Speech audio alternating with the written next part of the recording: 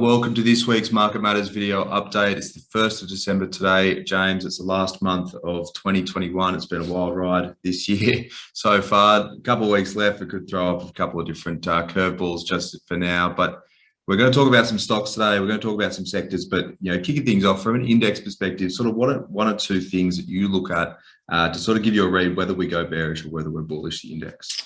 I think it's a good question, Harry. And I think it's one of the things that investors want to know is volatility in the market going to cause something more dramatic? Is this a GFC style event, a March 2020 style event? Is this something that's going to knock the market 20, 30, 40%, that sort of margin? And I think the first place to start is in credit markets. So they're that's the weight of money out there, and it is in credit markets. And one indicator, if I've got something to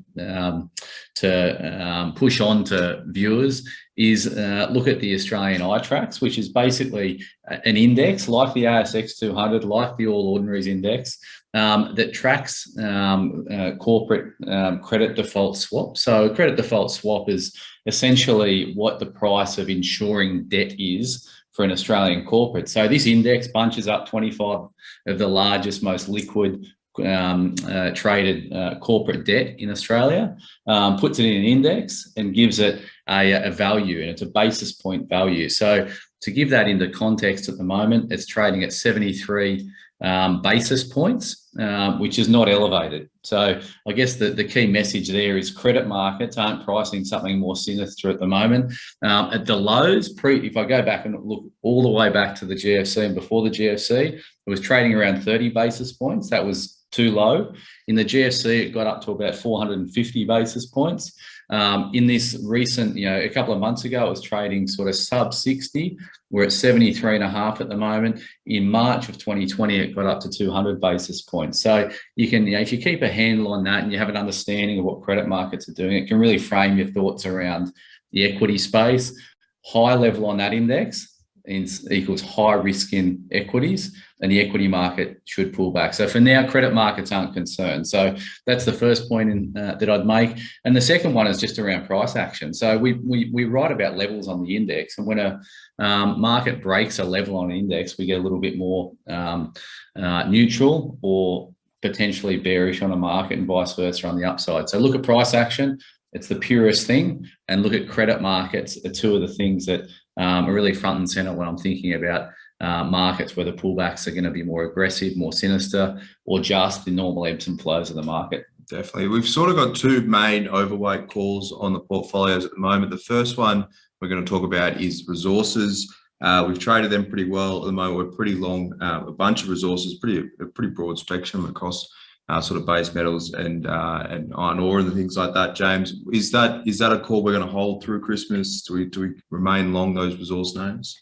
Yeah, it's actually a call that's hurt us in the last month, Harry. So, it was a call that really underpinned strong performance sort of midway through calendar 21. But in the last little while, it's hurt us. So, bigger picture on the key commodities. So iron ore, we're bullish short term, not getting married to a position, but you can tell our bullish positioning from our recent purchase of Fortescue Metals. So bullish short term, but not long term. Copper, we're neutral here. Gold, we're frustrated and a little bit neutral here. We do have gold positions, we're holding them. And then the more interesting thing is uranium. So uranium prices are around $46 a pound. We don't have any uranium positions in our flagship growth portfolio, given that that's an ASX top 200 portfolio. We've got Paladin, our emerging companies, and we've got the physical uranium ETF, I should say, the physical uranium trust in the ETF portfolio. I like uranium here. Uranium has consolidated its recent advance. Any selling in the uranium market's been on low volume. Any buying has been on upward. The volume has started to increase on the upside. So coming into the back end of the year in early 22, calendar 22, bullish on uranium. I look at the stocks that we hold, the uranium sector in Australia. So a good rule of thumb is Paladin, for instance. So what underlying uranium price is that? factoring in.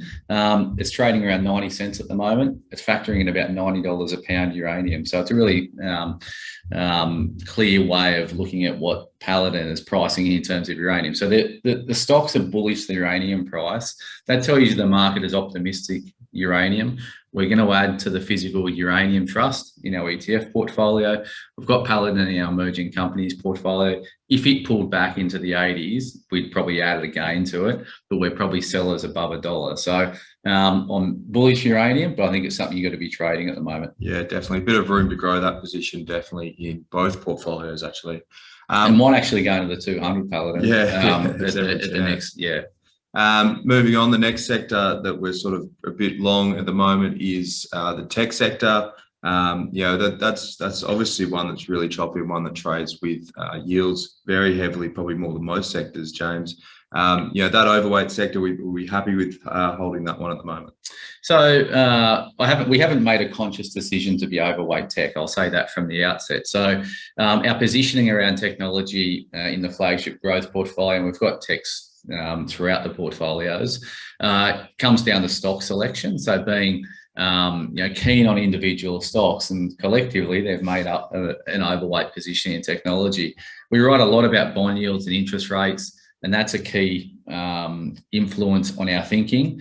Higher interest rates, as readers would know ad nauseum, is a negative for these high valuation, long duration assets like technology.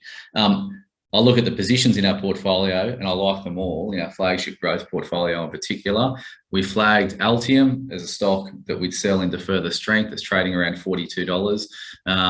We like that stock. We've bought it from sub 30, but sort of mid 40s, where I think it's fully valued there. Car sales was an interesting one we wrote about this morning. Don't own it, but that's a potential to add to the portfolio. The last tech stock we bought was Appen, and that's been really a disappointment. We're down 15-18% on the position. Macquarie came out with a negative note on it around the fact that they haven't updated the market around guidance, and they normally do that. So Macquarie's sort of musing that they're come downgrade. That may play out, but ultimately the prices, in our view, the stock is now priced in that downgrade without it actually happening. So from risk reward perspective, I think Appen looks pretty good here. So and Zero is a stock we've had in the portfolio a long time. We really like it. I'm unsure about, I don't like trimming that position because it's such a high quality company in the portfolio. So yeah, tech overall, it's not a conscious decision to be overweight, but we like some of the positions in our portfolio. Definitely. We've touched on the index, we've touched on sectors, James, but we all want to hear about three key calls, three stock specific calls that you're going to make here today. What do you like? Where are we putting money to next? I think I just spoke about one ahead of time. So Altium was one that I was going to flag as a sell. So mid 40s, we're going to likely be sellers of Altium at that point in time. Aussie Broadband is a stock that we've bought in the emerging companies portfolio. That stock has been in a consolidation band. It's ticked up above $5. It's come back and tested the $5 region. It's a little bit above $5 at the moment. We think that's a clear outstanding buy around that $5.20 mark at the moment. So that's certainly a stock that we like in the portfolio. And then these platform businesses. So we've got Praemium in the emerging companies portfolio. We like that. We've got Hub in the flagship growth portfolio. We continue to like that below $30. So, to me, the independent platform businesses are they've got such tailwinds around how investors are holding their assets and the huge uplift in the value of investable assets over time. So I think that has a tailwind. So I'd be happy to buy Hub sub 30 and Praemium sort of in the 130s as well, Harry. Awesome. That's a great overview. Thanks, James. Thanks, Harry.